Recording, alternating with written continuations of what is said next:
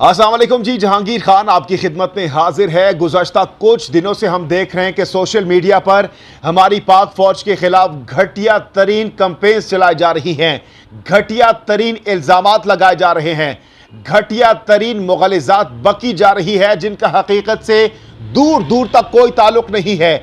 ना ही वो चीज़ें एग्जिस्ट करती हैं और ना ही इनके सबूत हैं।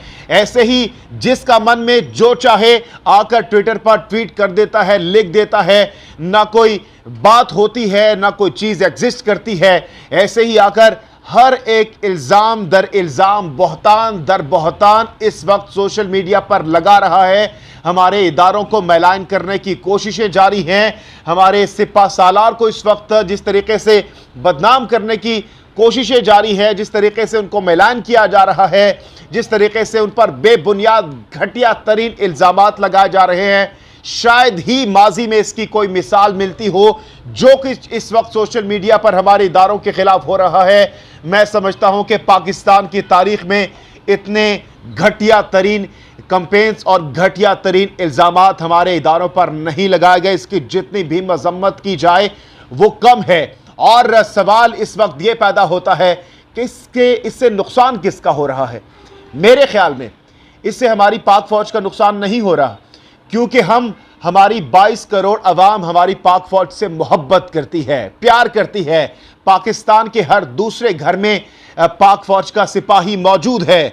चाहे जितने आप मर्जी इल्ज़ामात लगा लें, हमारा बच्चा, हमारे बुजुर्ग, हमारी औरतें, हमारी माएँ, हमारी बेटियां हमारी पाक फौज से मोहब्बत करती हैं। और अगर इससे नुकसान हो रहा है तो उस जमात का हो रहा है जो कि इस वक्त पाकिस्तान के इदारों को मैलान करने की कोशिश कर रहे हैं, क्योंकि इससे उल्टा आपके ऊपर, आपसे लोग नफरत करेंगे कि आप हमारी पाक फौज के खिलाफ ये बातें कर रहे हैं, और वो बातें कर रहे हैं जिसका कोई सबूत ही नहीं है, जिसके कोई मेरे ख्याल में एग्जिस्ट ही वो चीज़ नहीं करती।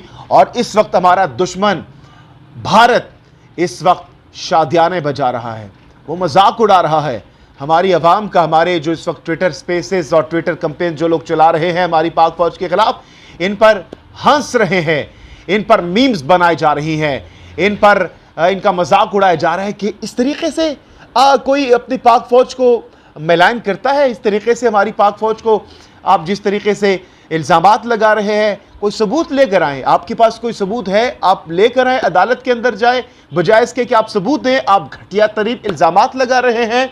मेरे ख्याल में इसकी जितनी भी मजम्मत की जाए वो कम है। और गुज़श्ता रोज़ जो DGISPR की जानिब से बयान जारी किया गया और कहा गया कि कोई साजिश नहीं, उसके बाद हमने देखा कि एक बाकायदा तौर पर कीबोर्ड वॉरियर सामने आए और उन्होंने कैंपेन पर घटिया तरीन इल्ज़ामात लगाना शुरू कर दिए।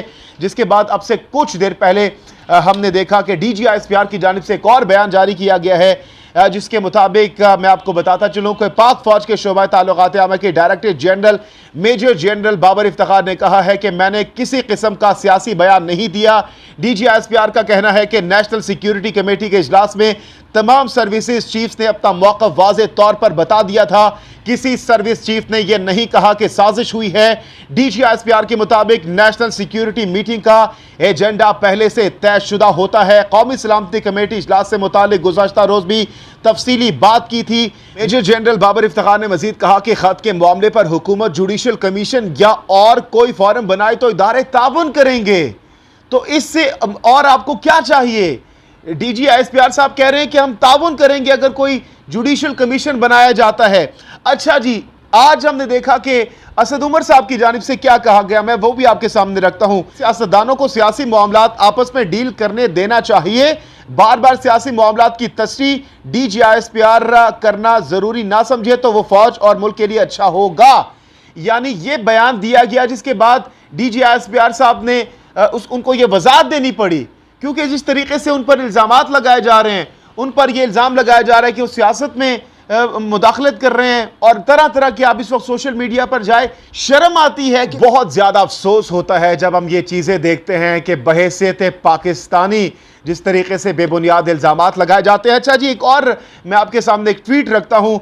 ये मेजर आदिल राजा साहब हैं, उनकी जानिब से आज ये ट्वीट किया गया। रिटायर्ड मेजर आदिल राजा साहब हैं, ये लिखते हैं कि मुझे बताया गया है कि इस्लामाबाद में स्याह सफ़ेद के मालिक ब्लैक मेलिंग और honey trap master ISI sector commander Islamabad colonel Fahim को ऑपरेशन रिजीम चेंज में इसकी कामयाब कारकर्दगी पर चंद दिन पहले होने वाले प्रमोशन बोर्ड में ब्रिगेडियर के ओहदे पर तरक्की दे दी गई है।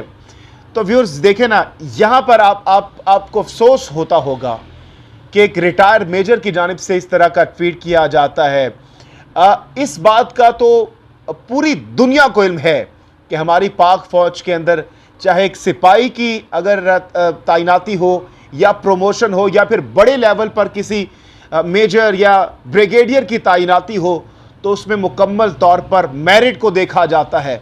ये तो बच्चे को ये चीज़ पता है कि हमारी एक प्रोफेशनल आर्मी है, वहाँ पर मेरिट को देखा जाता है।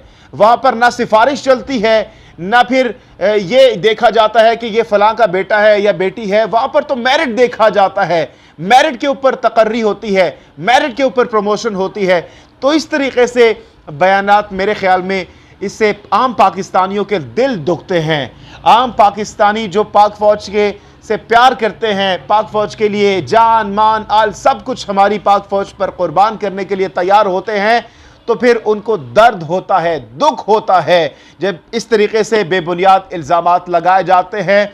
और मैं समझता हूं कि जितनी भी तमाम तर सियासी पार्टीज़ हैं, उनके लीडरान हैं, उनको समझाना होगा अपने इन सोशल मीडिया सारिफीन को और कहना चाहिए कि भाई सियासत व्यासत आप करते रहें, सियासत अपनी जगह, लेकिन जब इदारों की बात आती है, जब हमारी पाक फौज की बात आती है तो फिर आप कहें कि भाई ये बस ये रेड लाइन क्रॉस आपने नहीं करनी, यहां पर आपने स्टॉप हो जाना है। इस तमाम तर सूरत पर अपनी कीमती राय का इजहार कमेंट सेक्शन में जरूर कीजिए।